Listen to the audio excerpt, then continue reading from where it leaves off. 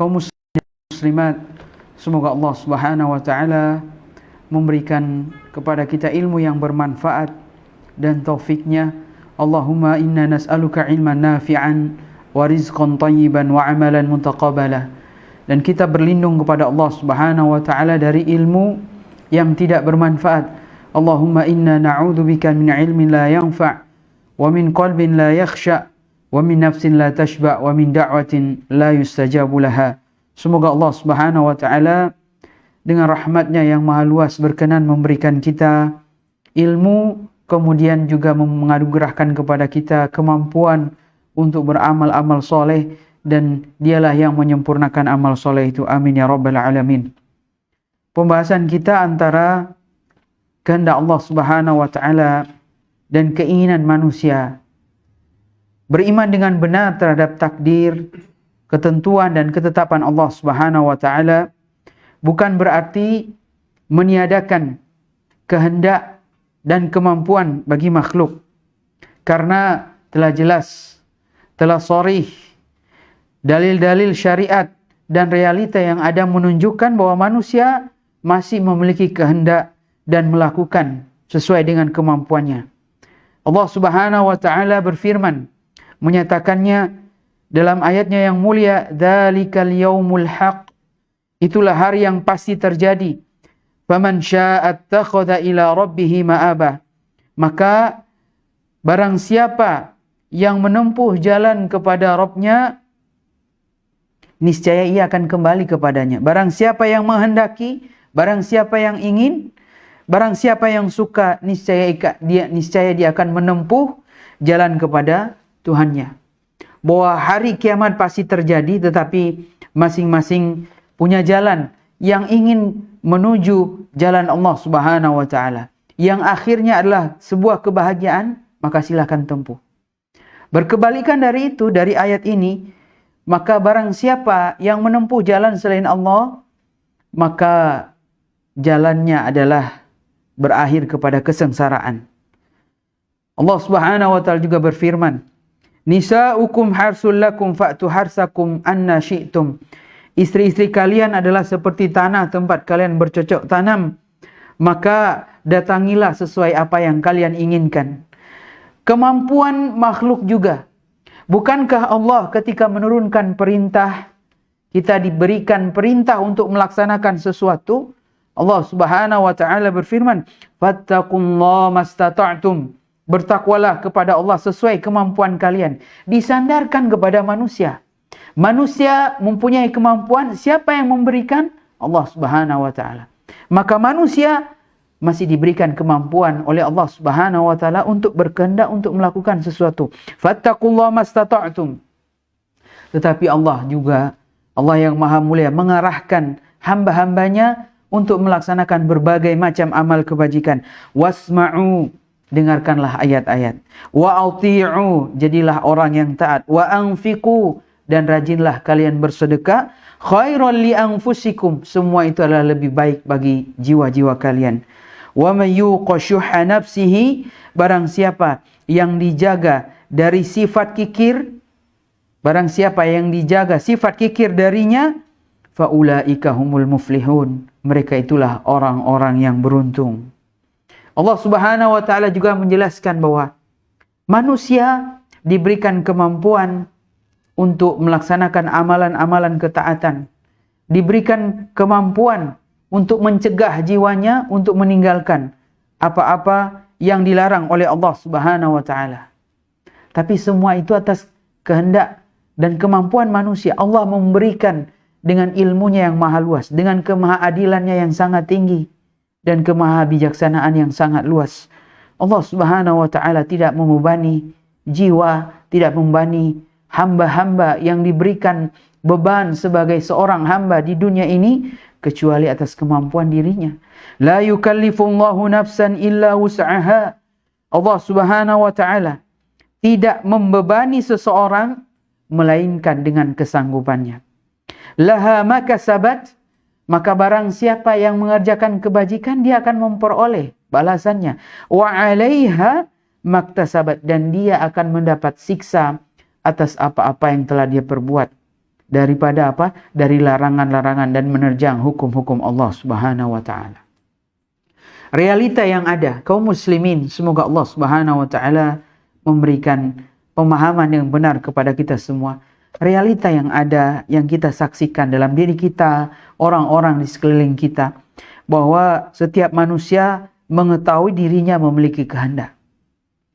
Dan kemampuannya dia melakukan atau meninggalkan sesuatu, dia mampu atas semua itu. Ia juga bisa membedakan antara sesuatu yang terjadi dengan kehendaknya. Dia berjalan, berbicara, tapi ada juga yang tanpa kehendaknya. Allah Subhanahu wa taala menguasainya. Apa itu? Seperti gemetar, orang gemetar karena takut, atau berdebar-debar hati itu, atau bernafas. Atau bernafas. Kadangkala manusia ketika pingsan dia tidak sadar, tapi dia bisa bernafas. Siapa yang memberikan itu? Allah Subhanahu wa taala. Maka Allah memiliki kemampuan untuk menciptakan makhluk dan seluruh perbuatannya, dan Allah juga memberikan kesempatan kepada manusia untuk memilih jalan-jalan yang terbaik. Oleh karenanya Allah Subhanahu wa taala berfirman dalam ayat yang mulia, liman syaa'a minkum an yastaqim, yaitu di antara kalian siapa saja yang ingin menempuh jalan yang lurus, maka tempuhlah jalan itu. Wa ma tasyauna illa ayyasha Allah Rabbul Alamin. Dan kecuali apabila dikehendaki Allah Subhanahu wa taala, dan kamu tidak dapat menghendaki kecuali apa yang dikehendaki oleh Allah Subhanahu wa taala. Oleh karenanya dalat nusus minal kitabi was sunnah, telah jelas baik dari ayat Al-Quran maupun hadis-hadis Rasulullah sallallahu alaihi wasallam, anna Allah taala khaliqul ibad. Allah Subhanahu wa taala lah yang menciptakan makhluk, yang menciptakan hamba manusia. Wa khaliqu a'malihim, Allah juga menciptakan perbuatan-perbuatan mereka. Wallahu khalaqakum wa ma ta'malun, dalam firman-Nya, dan Allah yang menciptakan kalian dan apa yang kalian kerjakan. Ai anna Allah ta'ala khalaqakum fa ahsana khalqakum. Allah Subhanahu wa taala menciptakan kalian dan memperbagus bentuk rupa kalian. Wa kammalahu, dan dialah yang menyempurnakannya. Wa ja'alakum muridini lil a'mal. Allah juga menjadikan kalian mau untuk beramal.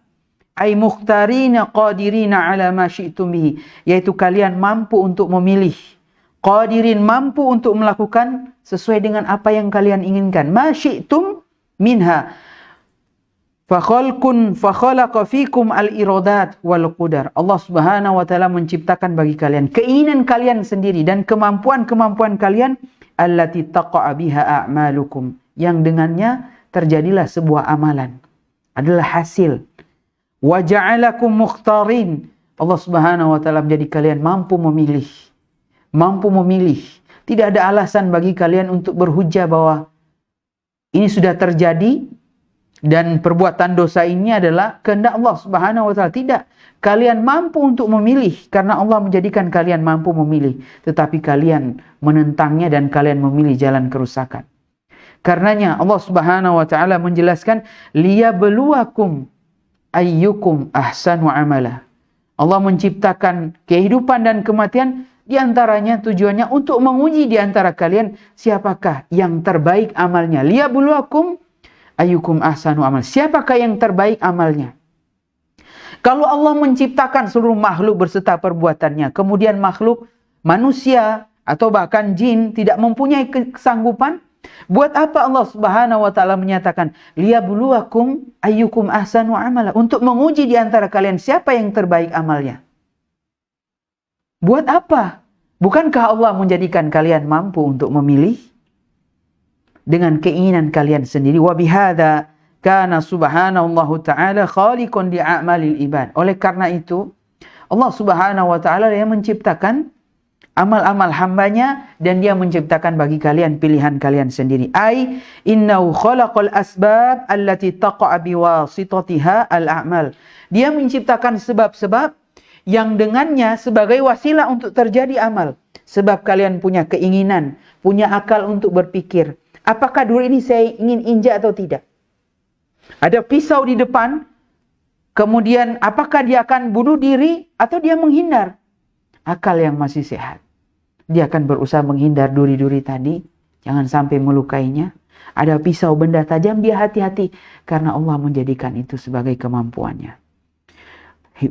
Oleh karenanya semua keinginan-keinginan hamba dan semua kemampuannya fa inna kulla amalin, setiap amal itu manfa'ala, setiap amal dari min fi'lin, dari setiap perbuatan, au tarkin, atau setiap apa yang ditinggalkannya, la budda litahaqquqi min iradatin, maka diwujudkannya dengan keinginannya, yatimu biha ikhtiyaruhu wa qasdu mubasyaratihi, sempurna dengan pemilihannya sendiri dan niatnya ingin melakukan amal itu atau tidak. Oleh karenanya manusia mampu untuk mewujudkan amalannya. Manusia mampu untuk mewujudkan amalannya. Tetapi semua wahada mahallus thawab wal iqab. Sehingga ketika dia memilih, Allah Subhanahu wa taala menjadikan dia mampu untuk memilih ini amal baik. Sehingga ketika dia memilih apa-apa yang sesuai dengan keridhaan dan kecintaan Allah Subhanahu wa taala, maka wahada mahallus thawab, maka dia memperoleh pahala. Dia memperoleh ganjaran. Dia memperoleh kebaikan di akhirat. Sebaliknya, orang-orang yang Allah Subhanahu wa taala ciptakan baginya pilihan, kemudian hamba ini memilih yang buruk. Dia sendiri dengan kehendaknya dan keinginannya sadar, ternyata dia masih tetap ngotot ingin melakukan dosa tadi, maksiat, kesalahan tadi. Wahada bahalul iqab. Inilah baginya nanti adalah hukuman dan adab dari Allah Subhanahu wa taala. Fa inna ma yusabul mar'u ala iradatil khair, karena seorang hamba akan diberikan pahala, akan diberikan balasan kebajikan atas keinginannya yang baik tadi. Wa fa'alahu mastata'a minhu, dan dia mengerjakan sesuai kemampuan dia. Karena Allah Subhanahu wa taala memberikan taufik. Wa yu'aqabu ala qasdihi syarr wa mubasyaratuhu lahu, dan dia akan diadab, dia akan dihukum dengan niatnya yang buruk dan perbuatannya secara langsung, perbuatan buruk itu. Wa dzalika kasbuhu wa amaluhu alladhi yujza alaih, karena semua itu adalah usahanya sendiri dan amalnya, dan semuanya akan dibalas, semuanya akan dihitung, semuanya akan diperhitungkan. Oleh karenanya ketika kita memahami antara kehendak Allah Subhanahu wa taala dengan perbuatan kita sendiri, ada hal-hal yang perlu kita perhatikan, yang harus tertanam dalam keyakinan kita. Yang pertama, annal abda alaihi an yatamathala awamir Allah ta'ala mastata'. Bagi seorang hamba, wajib baginya untuk melaksanakan segala perintah Allah sesuai dengan kemampuannya. Karena perintah Allah jelas, Rasulullah SAW telah diutus, Nabi yang terakhir. Mukjizatnya sampai akhir zaman, Al-Quranul Karim. Peninggalan Rasulullah SAW dengan hadis-hadisnya yang mulia, dari perkataan, dari perbuatan, ketetapan beliau, akhlaknya yang mulia, dan sifat-sifat fisik beliau ada. Menjelaskan itu semua. Tinggal nyari, tinggal mau nggak dia mau nyari, padahal sudah ada di depan mata. An yajtaniba manahallahu anhu mutlaqan. Dan ada syariat yang menjelaskan dia harus menjauhi seluruh larangan Allah Subhanahu wa taala secara mutlak tanpa terkecuali. Kebaikan sesuai kemampuan.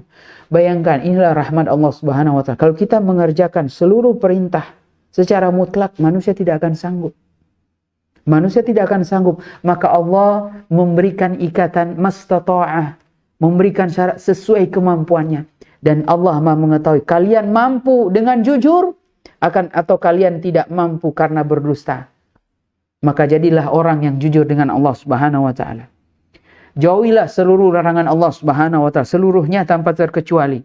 Kemudian poin yang ketiga yang ingin kita ingatkan, ketika kita memahami antara kehendak Allah Subhanahu wa taala dan perbuatan kita sendiri, annal abda la yu'akhadhu bil khata'a wan nisyan. Seorang hamba itu tidak akan diadab, tidak akan dihukum karena dia khilaf, khata', karena ketidaktahuannya, wanisyan, atau karena kelupaannya, karena lupa.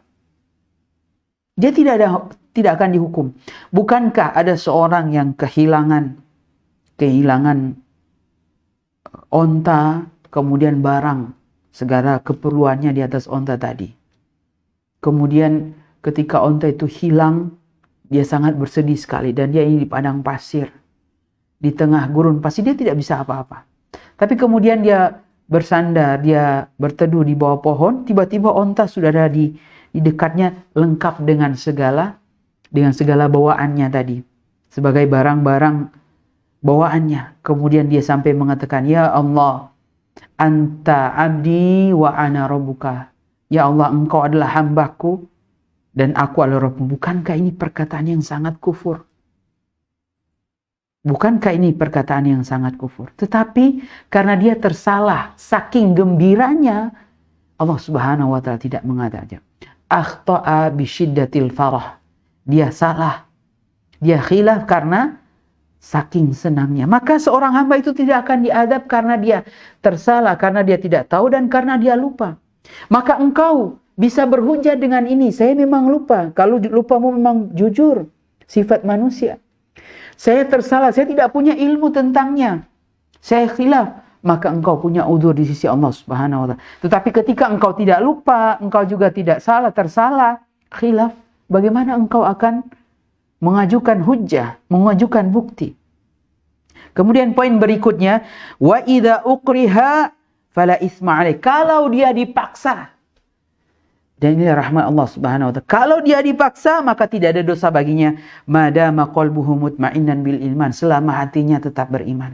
Kalau dia dipaksa untuk melakukan amal kejahatan, perbuatan mungkar, amalan kufur, dia dipaksa, dan dipaksanya bisa menghilangkan nyawanya misalkan, maka Allah Subhanahu wa Ta'ala tidak akan mengadabnya karena imannya di dalam hati masih ada. Maka bedakan antara kehendak Allah Subhanahu wa Ta'ala dan perbuatan kita sendiri. Allah memberikan pilihan-pilihan tadi dengan berbagai macam uzur, dengan berbagai macam samahah, toleransi yang diberikan Allah Subhanahu wa Ta'ala, yang Maha Penyayang, yang Maha Pengampun, yang Maha Pengasih kepada para hamba-hambanya. Kemudian tiba-tiba dia mengatakan takdir memang kejam. Bukankah engkau yang berbuat kejam itu? Kaum muslimin dan muslimat, barakallahu fikum ajma'in. Poin yang berikutnya diingatkan oleh para ulama, wa ma ajiza anhu, kalau dia lemah, tidak mampu melakukan amalan ini, tidak mampu meninggalkan larangan ini, wa ma ajiza anhu fala yajibu alaih, maka tidak wajib baginya, bal yaskut, bahkan jatuh. Kalau dia tidak mampu membayar zakat, dia yang akan diberikan zakat. Tidak mampu berpuasa, maka dia mengganti hari yang lain. Kemudian tidak lagi mampu selama hidupnya, maka dia membayar fidyah. Tidak mampu lagi membayar fidyah, maka dia yang akan dibayar fidyah. Orang naik haji bila mampu, jika kamu tidak mampu, maka kamu tidak punya kewajiban. Ketika orang sangat lapar luar biasa dan akan mengantarkannya kepada kematian, ada di hadapannya hanya ada daging haram, daging babi misalkan. Apakah dia boleh makan? Dia boleh makan sepatutnya, secukupnya untuk menghilangkan mudarat tadi, membahayakan. Bukankah larangan dan kewajiban tadi bisa gugur karena kelemahan seorang hamba? Maka inilah rahmat Allah Subhanahu wa Ta'ala. Maka pahamilah dengan jelas, la yukallifullahu nafsan illa wus'aha. Allah tidak akan membebani seorang jiwa pun kecuali dengan kesanggupannya. Poin yang ke-6 diingatkan oleh para ulama kita, wa annal abda innama yujza ala ma arada wa basharu bi mahdin ikhtiyarihi min ta'atin aw ma'siyatin. Seorang hamba itu sesungguhnya akan dibalas karena keinginannya dan perbuatannya, karena berdasarkan pilihannya sendiri. Karena pilihannya sendiri dari ketaatan maupun maksiat. Maka sekiranya ada orang disihir, lupa akalnya, bukan keinginannya sendiri, atau bahkan robot sudah ditanam chip dalam otaknya, dia tidak akan dihukum karena bukan pilihannya sendiri. Faman ata'a fahuwa ahlun lis-shawab. Barang siapa yang taat kepada Allah Subhanahu wa Ta'ala, maka Allah menjadikannya berhak untuk memperoleh pahala. Wa man 'asaha fahuwa mahalun lil iqab. Barang siapa yang berbuat maksiat, melanggar batasan-batasan Allah Subhanahu wa Ta'ala, maka baginya dia akan mendapatkan dosa dan hukuman. Faman taba, tapi barang siapa yang bertobat, barang siapa yang bertobat ingin kembali kepada Allah Subhanahu wa Ta'ala, dia menyesal, bersungguh-sungguh untuk melakukan ketaatan dan tidak mengulangi perbuatannya, faman taba, Fa innallaha yatubu 'ala man taba. Sesungguhnya Allah akan memberikan taubatnya. Allah akan mengampuni kesalahan-kesalahannya. Allah akan memaafkannya 'ala man taba, bagi orang yang bertobat nasuha, bagi orang yang jujur kepada Allah Subhanahu wa taala. Kaum muslimin dan muslimat, barakallahu fikum ajma'in. Semoga Allah Subhanahu wa taala memberikan rahmat kepada kita semua. Oleh karenanya pembahasan antara kehendak Allah Subhanahu wa taala dan keinginan kita sendiri telah jelas. Allah Subhanahu wa taala secara mutlak yang menciptakan seluruh makhluknya dan amal perbuatannya, pun demikian Allah menciptakan bagi hamba itu kehendaknya. Kehendak hamba sendiri, dia bisa memilih jalan terbaik. Dia bisa memilih jalan terbaik dengan perincian tadi hal-hal yang harus diperhatikan ketika dia memahami masalah ini. Antara masyiah dan irada, antara kehendak Allah Subhanahu wa taala dan keinginan Allah Subhanahu wa taala. Kehendak Allah Subhanahu wa taala yang bersifat kauni, yang pasti terjadi, bahwa dunia ini pasti akan fana, pasti akan hancur. Bahwa air itu sifatnya dari tempat yang tinggi turun ke tempat yang rendah. Api itu panas. Allah Subhanahu wa taala menjadikan kehendaknya dan ini pasti terjadi. Tetapi Allah Subhanahu wa taala juga menjadikan keinginannya dari keinginannya yang syar'i, bahwa hamba ini harus beriman kepadanya, hamba ini harus taat kepadanya, sehingga dia akan mendapatkan balasannya. Berhubungan dengan kehendak Allah Subhanahu wa taala secara umum atau sifatnya kauni yang pasti terjadi, walau sya'allahu maqtatalu. Sekiranya Allah menghendaki mereka tidak akan berperang. Nabi SAW tidak akan berperang dengan kafir Quraisy. Nabi SAW tidak akan berperang untuk membela li'ila'i kalimatillah, untuk meninggikan agama Allah Subhanahu wa taala. Tapi Allah menghendaki pasti terjadi bahwa agama ini harus diperjuangkan. Walakinnallaha yaf'alu ma yurid. Allah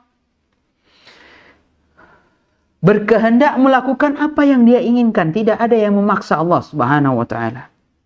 Maka ketika manusia melakukan segala perbuatan yang dicintainya, maka Allah akan mencintainya. Maka Allah akan mencintainya. Tetapi segala perbuatan Allah Subhanahu wa taala yang pasti terjadi sifatnya kauniyah atau sifat syariat. Kenapa sih ini harus hukumnya wajib?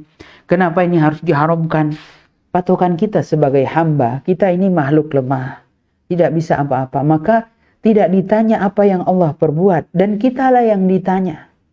Sekarang manusia tadi diuji, liyabluwakum ayyukum ahsanu amal, untuk menguji di antara kalian siapa yang terbaik amalnya. Maka dia bisa memilih. Jangan bertanya kenapa Allah mewajibkan ini, kenapa Allah mengharamkan ini, kenapa sih harus ada langit, kenapa sih bukan langit yang lain misalkan, kenapa langit harus ada 7, kenapa kalau takbiratul ihram harus mengangkat tangan. La yus'alu amma yaf'al. Allah tidak ditanya terhadap apa yang dia lakukan, dia kehendaki, apa yang dia inginkan. Dari semua syariat-syariat ada atau alam semesta ini yang pasti adanya. Wahum yus'alun, kitalah semua yang akan ditanya. Maka ketika kita memahaminya bahwa segala sesuatu yang pasti terjadi, maka Allah Subhanahu wa taala boleh jadi menyukainya, boleh jadi Allah tidak menyukainya. Oleh karena dunia ini kan sudah ada sekarang, sudah terjadi. Allah Subhanahu wa taala memberikan dunia kepada orang kafir dan kepada muslim. Tidak dibedakan. Allah memberikan dunia kepada orang yang beriman dan kepada orang yang kafir, orang yang ingkar kepada Allah Subhanahu wa taala. Maka dunia ini belum tentu Allah Subhanahu wa taala mencintainya. Tetapi ketika itulah perintah syar'i, kerjakan ini kalian akan mendapatkan pahala. Jauhilah ini kalian akan mendapatkan maslahat yang besar. Maka itu pasti dicintai oleh Allah Subhanahu wa taala. Oleh karenanya yang berhubungan dengan kauni, kehendak Allah Subhanahu wa taala secara umum, manusia semua merasakannya dan tidak mungkin menghindarinya. Qad yakunul murad bihi mahbuban lillahi ta'ala, boleh jadi Allah mencintainya, pasti terjadi. Wa qad la yakunu mahbuban, dan boleh jadi Allah Subhanahu wa taala tidak menyukainya. Adapun dengan keinginan syar'i, tata'allaqu bi amrihi wa nahyi syar'i, yang berhubungan dengan perintah dan larangannya, yang seorang hamba beragama dengannya, alladzi ta'abbada bihil ibad wa huwa ma yuridu minal ibad an yaf'aluhu lahu, Dan Allah Subhanahu wa taala mencintai, menginginkan bahwa mereka melakukan semua amal tadi dari mengerjakan ketaatan, meninggalkan maksiat untuk Allah Subhanahu wa taala, maka Allah Subhanahu wa taala akan memberikan ganjaran yang termulia. Fakullun ma syara'ahu fahuwa yuhibbu. Setiap apa yang Allah syariatkan, ingat, setiap Allah yang syariatkan dalam agama ini bukan masalah dunia. Kecuali dunia yang diniatkan untuk akhirat. Ada nilai baik di sana yang sifatnya mubah, diniatkan untuk akhirat, maka Allah mencintainya. Tapi secara hukum asal, segala sesuatu yang Allah syariatkan, baik itu berhubungan dengan perintah, baik itu berhubungan dengan larangan, bahwa yuhibbuh, maka Allah Subhanahu wa taala mencintainya. Ini sudah jelas. Kalau ingin berdalil, saya tidak mampu berbuat apa-apa, ini jelas. Perbuatan syar'i, silakan lakukan. Allah akan mencintainya. Masalahnya engkau mau atau tidak. Engkau punya pilihan sekarang. Fama amara bihi fahuwa yuhibbuhu min ibadihi fi'luhu mastata'u. Barang siapa yang Allah Subhanahu wa taala perintahkan sebuah amalan, maka amalan itu dicintai untuk dikerjakan sesuai kemampuannya. Wa manahu anhu fayajibu min ibadihi tarkuhu. Dan apa yang dilarang oleh Allah Subhanahu wa taala wajib untuk ditinggalkan. Wajib untuk ditinggalkan. Jamaah kaum muslimin, semoga Allah Subhanahu wa taala memberikan taufik kepada kita semua. Oleh karenanya, ketika menjelaskan tentang kehendak Allah Subhanahu wa taala secara umum yang pasti terjadi, boleh jadi Allah Subhanahu wa taala mencintainya, boleh jadi tidak. Maka annaha muta'alliqun bi fi'lihi subhanahu. Semuanya berhubungan dengan perbuatan Allah Subhanahu wa taala. Maka Allah tidak ditanya, tapi manusia yang akan ditanya. Apa yang diperbuat di atas muka bumi, kerusakan atau kebaikan. Annaha kauniyah, sesungguhnya adalah kauniyah, ay muta'alliqun bil khalqi wat takmin. Semuanya berhubungan dengan ciptaan Allah Subhanahu wa taala. Dengan Allah menghendaki memelihara makhluknya semua. Annal murad biha la budda an yaqa. Semuanya pasti terjadi. Kematian itu pasti terjadi. Ya, anak yang lahir, karena Allah Subhanahu wa taala menciptakan, maka secara hukum asal dia memiliki tubuh fisik yang sempurna secara hukum asal. Pasti terjadi, la budda an yaqa. Pengecualian itu adalah takdir Allah Subhanahu wa taala. Qad yakunul murad tadi yang kami sudah jelaskan sebelumnya, boleh jadi apa yang Allah inginkan dari kehendaknya secara umum tadi mahbuban lahu, boleh jadi Allah mencintainya, boleh jadi tidak. Sebagaimana dunia diberikan kepada orang beriman maupun orang yang tidak beriman. Adapun berhubungan dengan keinginan Allah Subhanahu wa taala, keinginan syar'i, annaha diniyah, itulah agama syar'iyah. Oleh karenanya ketika dimutlakan ilmu yang bermanfaat itu ilmu apa? Ilmu agama. Karena itulah ilmu yang dicintai oleh Allah Subhanahu wa taala. Bagaimana manusia memahami apa yang wajib baginya, bagaimana manusia memahami apa saja yang diharamkan baginya, yang harus ditinggalkan keseluruhan. Annaha muta'alliqatun bi af'alil ibad. Nah, ini amalan syar'i ini berhubungan dengan amalan hamba. Berhubungan dengan amalan hamba. Keinginan syari Allah Subhanahu wa taala, iradah syar'iyah berhubungan dengan amalan hamba. Maka kita akan ditanya, kenapa engkau melakukan ini? Kenapa engkau tidak melakukan itu? Perkara dunia, perkara kauni yang sudah terjadi, kenapa si langit harus ada 7? Kenapa bumi harus ada 7? Kenapa bumi harus dihamparkan? Kenapa enggak digulung saja? Kenapa gunung harus ditancapkan menjadi pasak? Kenapa enggak bagaikan air saja? Kita tidak ditanya tentang itu, tapi kita ditanya tentang syar'i tadi, keinginan syar'i Allah Subhanahu wa taala dari perintah dan larangan. Kita akan ditanya terhadap amalan-amalan tersebut. Annal buradu bihi mahbuban lillahi ta'ala qat'an. Maka semua amalan syar'i dicintai oleh Allah Subhanahu wa taala secara mutlak. Annal muradu biha qad yaqa wa la yaqa. Dan keinginan syar'i ini kadang-kala terjadi, kadang-kala tidak terjadi. Karena kenapa? Manusia diperintahkan sholat, ternyata ada juga yang tidak sholat, ada juga yang sholat. Terjadi dan tidak terjadi. Manusia diperintahkan untuk beragama Islam, ternyata masih ada yang memilih agama Islam, ada lagi tidak. Li'annahu mahalul ibtila'il mukallafin, karena dia adalah tempat ujian bagi hamba-hamba Allah Subhanahu wa taala. Liyabluwakum, untuk menguji di antara kalian siapa yang terbaik baginya. Oleh karenanya ketika manusia diciptakan di atas muka bumi ini, yang pertama di antara para ulama menjelaskanlah untuk beribadah kepada Allah Subhanahu wa taala. Kalau begitu manusia sudah beribadah, pindah kepada sebab diciptakan manusia, penciptaan hidup dan kematian, untuk menguji di antara ibadah itu siapa yang terbaik ibadahnya. Atau bahkan tidak baik ibadahnya sama sekali. Tidak baik sama sekali.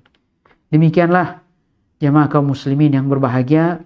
Semoga Allah Subhanahu wa taala memberikan kita ilmu yang bermanfaat, dan karena semuanya adalah milik Allah Subhanahu wa taala, maka tidak ada satupun miliknya itu yang tidak diketahui dan dikehendakinya.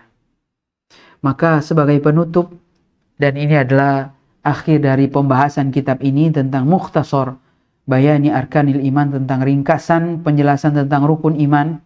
Di sini Syekh Abdullah Qusair secara umum yang kita jadikan buku panduan dalam pembahasan kita, dalam pengajian kita. Beliau menutup dengan perkataannya, razaqallahul jami'al ilman nafi. Semoga Allah Subhanahu wa taala menganugerahkan kepada semuanya ilmu yang bermanfaat. Ilmu yang bermanfaat apa?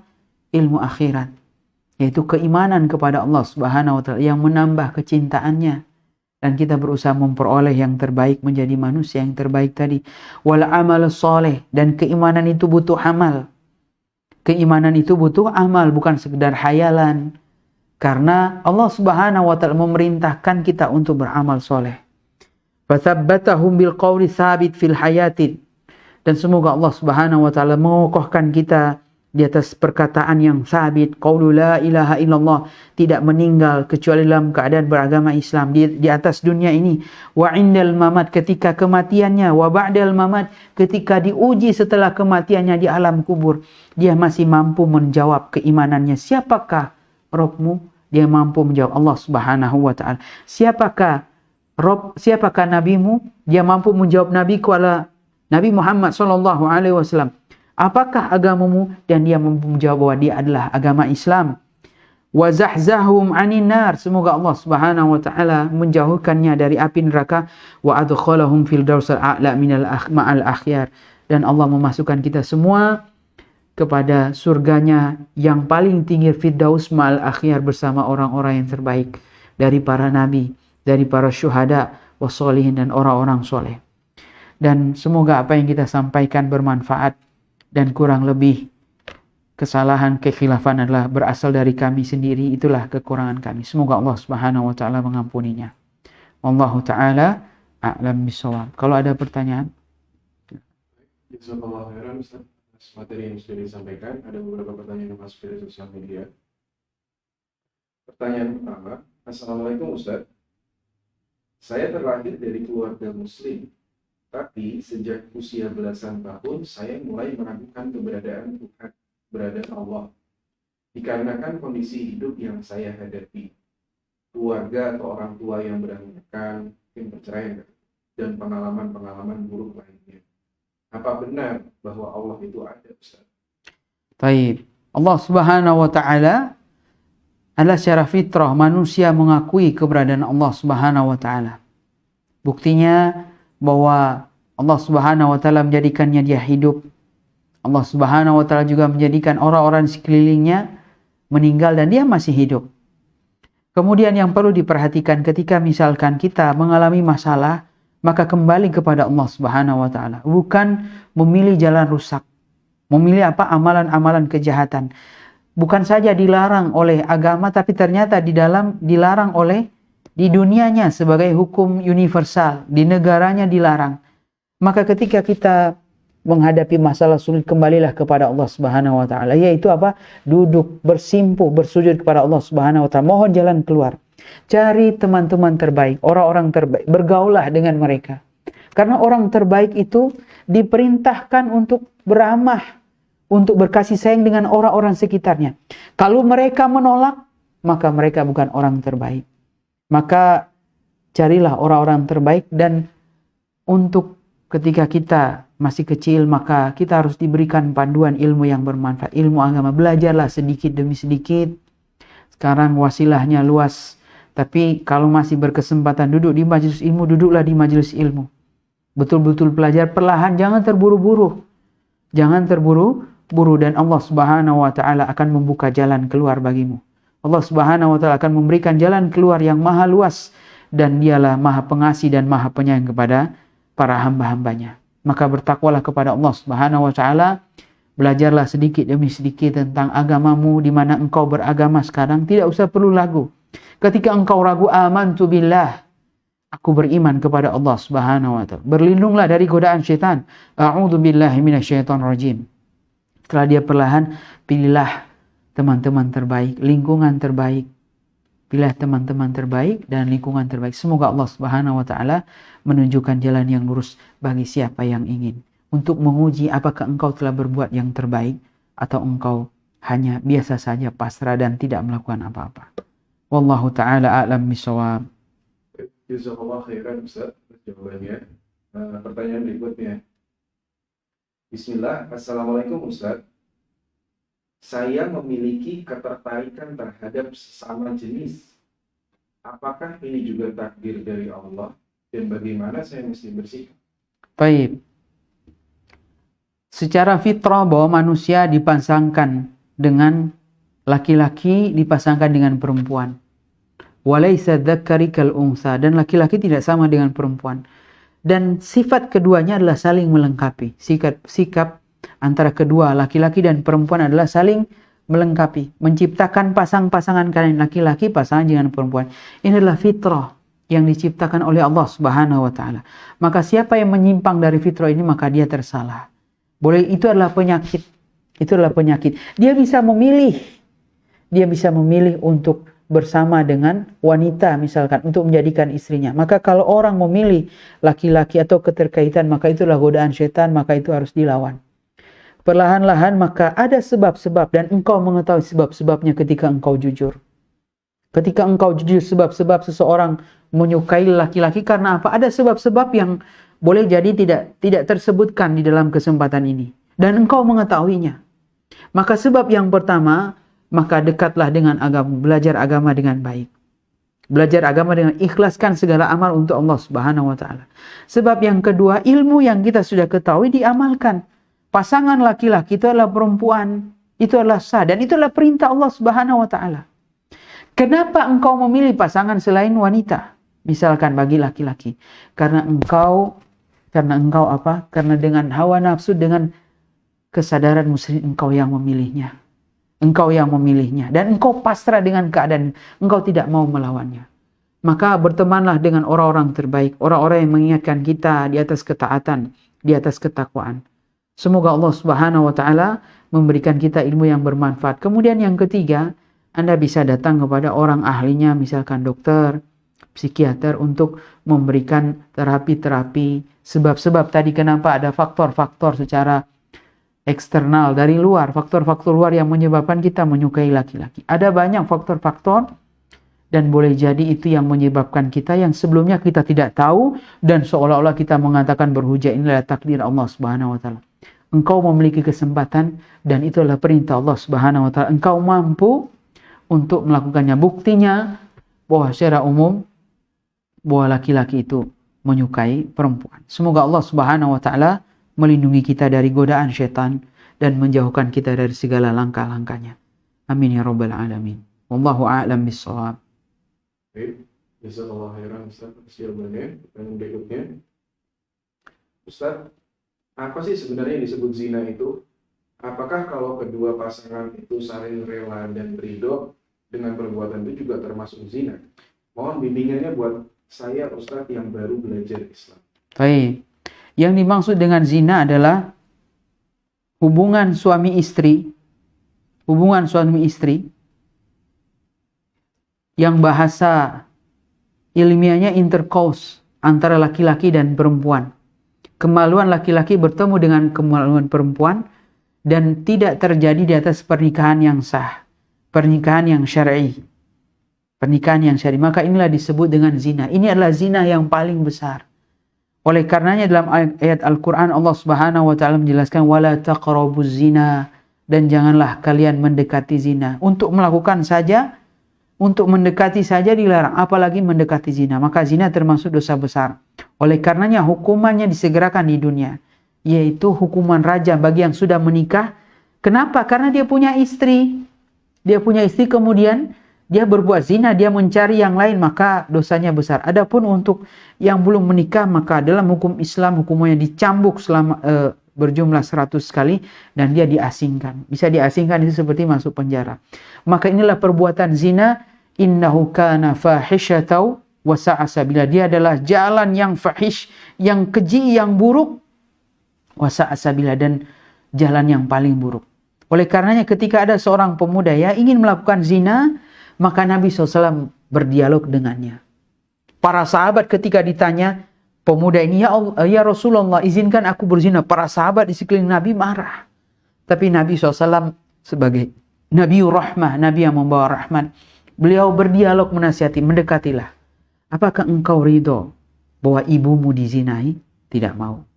Apakah engkau ridho saudarimu, kakak atau adik dizinai? Tidak ridho. Apakah engkau ridho bibimu dizinai? Tidak ridho. Maka begitu juga wanita yang engkau akan zinai. Wanita, semuanya tadi, orang tuanya atau kakaknya, atau bahkan paman bibinya itu tidak meridhoi keluarga mereka. Maka ini kita berkaca bagaimana kalau itu terjadi kepada diri kita sendiri. Orang tua, ibu kita sendiri dizinai orang lain, kita kan tidak mau. Maka ini perbuatan yang buruk. Ini zina secara umum. Tapi ada zina secara khusus dan dosanya juga, yaitu zina yang membicarakan untuk kita jauhi bahwa mata bisa berzina, zinanya adalah dengan melihat. Mulut bisa berzina, zina adalah dengan perkataan. Kemudian tangan bisa berzina, zina tangan adalah dengan memegang, meraba, semuanya. Kemudian kaki bisa berzina, kaki berzina adalah dengan melangkah. Telinga bisa berzina, zina telinga adalah dengan mendengar. Rasulullah SAW menyebutkan dalam hadis sahih, dan semuanya itu ditutup dengan fayukadzibu, kemudian semuanya akan didustakan atau dibenarkan kemaluannya. Jadi tadi sebab-sebab yang mengantarkan kepada zina yang paling besar, yang tadi kemaluannya akan membuktikan atau membenarkannya tadi. Apakah dia melakukan tadi atau tidak? Dia melakukannya sampai kemaluannya atau tidak tadi, berhubungan dengan kemaluan lawan jenisnya. Maka itulah zina yang dilarang dalam Islam. Baik zina yang besar, yang dosanya besar tadi, maupun zina yang digambarkan secara umum, contoh-contoh bahwa ini yang harus dijauhi. Semoga Allah Subhanahu wa taala memberikan ilmu yang bermanfaat dan menjauhkan kita dari dosa-dosa ini. Allahu a'lam bissawab. Baik. Pertanyaan berikutnya, Ustaz. Bismillah. Assalamualaikum, Ustaz. Ustaz izin bertanya, apakah dampak buruk dosa yang kita perbuat di masa lalu bisa berdampak kepada anak keturunan kita? Taib, apakah dosa itu bisa berdampak kepada anak keturunan kita? Secara umum bahwa la taziru waziratu wizra ukhra, bahwa seseorang itu tidak menanggung dosa orang lain. Seseorang itu tidak menanggung dosa orang lain. Ini secara umum. Tapi apakah dosa ada yang berdampak misalkan kepada anak keturunan kita? Ada. Misalkan kita berbuat zina. Na'udzubillahi min dzalik. Misalkan ada orang berbuat zina, kita tidak mengambil contoh menyebutkan orang atau menyebutkan diri kita sendiri.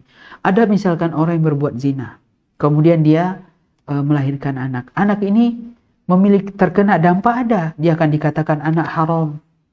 Kemudian ketika dia mencari wali, bapaknya ternyata susahnya bukan main, tidak punya wali. Karena dia tidak punya bapak, sehingga walinya harus wali hakim. Dan dia mempunyai dampak, dia rasakan. Misalkan, itu contoh zina. Belum lagi dosa-dosa yang lain yang memiliki dampak asar kepada orang lain. Biasanya akan dituntut. Maka apakah dosa-dosa itu bisa memiliki dampak? Dampak secara langsung boleh jadi tidak, tapi dampak secara tidak langsung. Dan itu besar kecilnya Allah Subhanahu wa taala yang Maha tahu. Maka dosa-dosa itu berusaha untuk kita hindari. Manusia bisa melakukan, boleh jadi kan menjauhkan anak keturunan kita. Di antara doa-doa yang diajarkan oleh Allah Subhanahu wa taala dalam ayat Al-Qur'anul Karim, Rabbana hablan min azwajina wa dhurriyyatina qurrata a'yun waj'alna lil muttaqina imama. Ya Allah, hablana min azwajina, anugerahkanlah kepada kami, kepada istri-istri kami, wa dhurriyyatina, anak keturunan kami, qurrata ayun, mereka sebagai penunjuk pandangan mata. Yaitu supaya tidak melakukan dosa yang adalah keimanan-keimanan dan kita senang terhadap itu. Wa ja'alna lil muttaqina imama. Dia berdoa sebagai kepala keluarga. Dia berdoa sebagai pemimpin keluarga, dan jadikanlah aku termasuk pemimpinnya orang-orang bertakwa. Sehingga bukan melakukan dosa dan akan berefek kepada anak keturunannya. Wallahu ta'ala a'lam bishawab. Pertanyaan berikutnya, Ustaz. Keluar dari tema. Assalamualaikum, Ustaz. Bagaimana cara memberi nasihat supaya anak mau membaca Al-Quran? Sedang saya sudah sering menyuruhnya tapi tidak pernah dikerjakan. Baik. Bagaimana cara memberikan nasihat supaya anak bisa mau membaca Al-Quran? Maka yang pertama harus diperhatikan adalah kita sebagai orang tua maka memiliki andil yang paling besar. Ibu adalah sebagai madrasatul ula, ibu adalah seorang sekolah pendidikan pertama bagi anak-anaknya. In a'dataha, jika dia betul-betul mempersiapkan, maka generasi akan datanglah generasi yang terbaik. Kemudian ayah sebagai kepala keluarga mengajarkan yang terbaik, mengajarkan mereka ilmu yang bermanfaat dan memberikan adab-adab yang terbaik kepada mereka. Maka ketika anak diajarkan Al-Quran tetapi tidak mau, maka introspeksi dari diri kita. Kita introspeksi dari diri kita bahwa mereka masih dalam proses juga pendidikan, ada dalam proses peralihan, maka perlahan. Maka kita berdoa kepada Allah Subhanahu wa taala setelah usaha tadi, maka kita berdoa kepada Allah Subhanahu wa taala agar menjadikan anak keturunan kita sebagai anak-anak yang soleh. Setelah usaha, kemudian berdoa, pilihlah teman terbaik baginya. Atur lingkungannya lingkungan terbaik. Boleh jadi selama ini kita membiarkan lingkungannya lebih bebas. Lebih membiarkan dia nonton TV seenaknya saja. Atau memberikan gadget seenaknya saja. Boleh jadi ini pengaruh. Atau teman-teman di sekitarnya, ternyata teman-temannya kurang baik. Maka perhatikan orang-orang terdekat di sekitarnya. Kemudian ketika kita sudah melalui usaha tadi, maka kita serahkan kepada Allah Subhanahu wa taala. Bertawakallah kepada Allah Subhanahu wa taala. Bahwa seorang nabi pun, Nuh alaihissalam, tidak bisa menyelamatkan anaknya. Fakana minal mughraqin. Anaknya ini termasuk orang-orang yang ditenggelamkan oleh Allah Subhanahu wa taala. Ini Nabi Nuh. Dan itu anak secara biologis. Anak secara biologis. Tetapi ternyata Nabi Nuh tidak bisa memberikan hidayah. Allah Subhanahu wa taala yang memiliki semua hidayah itu. Maka setelah melalui usaha tadi berdoa, bertawakallah kepada Allah Subhanahu wa taala, sembari terus berharap semoga Allah Subhanahu wa taala memberikan taufiknya. Wallahu taala a'lam bishawab. Baik, yang terakhir Ustaz. Ustaz, izin bertanya. Kadang saya berpikir bagi kami yang sudah mengenal ilmu agama sangat bisa memahami bahwa Allah itu Maha Adil. Tapi Ana mengingat sebuah kejadian bahwa ada anak yang sejak kecil mendapati kehidupan yang sangat tidak mengenakan. Sementara ia tidak mendapatkan akses ilmu agama dari kedua orang tuanya. Bagaimana hal itu dalam pandangan Islam? Baik. Yang pertama kita ingat, secara asal seorang hamba itu bertugas kepada dirinya sendiri. Maka yang jadi patokan adalah dirinya sendiri, bukan orang lain. Ini secara hukum asal. Sehingga dia tidak bias menghukumi orang lain misalkan. Padahal dirinya sendiri sekarang alhamdulillah bisa belajar agama. Itu adalah pilihannya. Kemudian kedua, ketika dia menghukumi orang lain misalkan susah, tidak punya akses belajar agama. Kenapa dia tidak menghukumi anak yang lain yang bisa memiliki akses agama? Sehingga lebih seimbang dan lebih adil. Kita ketika melihat orang lain, satu contoh, kita tidak melihat contoh yang lain yang ternyata berhasil. Dan mereka itu melalui tahapan-tahapan ilmu syar'i tadi. Telah berusaha, telah bersungguh-sungguh. Maka yang jadi patokan kita akan ditanya tentang dosa kita, bukan tentang dosa orang lain. Kemudian yang ketiga, Allah Subhanahu wa taala dengan maha ilmunya yang sangat luas, maka dia yang paling mengetahui yang terbaik bagi hambanya. Boleh jadi tadi secara zahir, tapi secara batin kita tidak mengetahui anak tersebut. Betapa banyak kita melihat orang yang susah dalam hidupnya misalkan, tapi dialah bahagia dalam hatinya. Kita tidak mengetahui. Maka tadi hukum kita kepada orang lain itu hanya menurut persepsi kita, belum tentu menurut persepsi orang lain. Ada banyak contoh anak yang memiliki kesempatan untuk belajar.